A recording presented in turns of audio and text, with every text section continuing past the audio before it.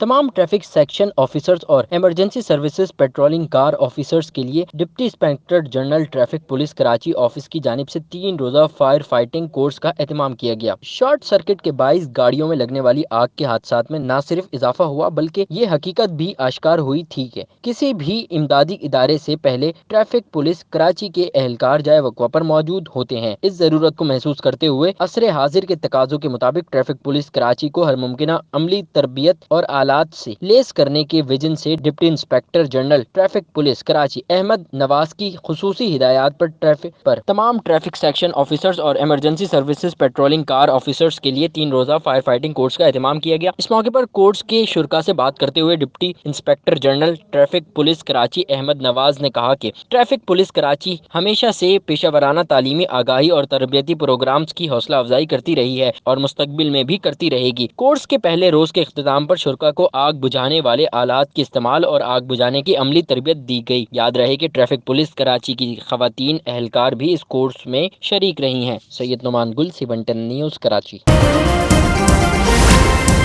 C110 news, خبر کی اصل خبر۔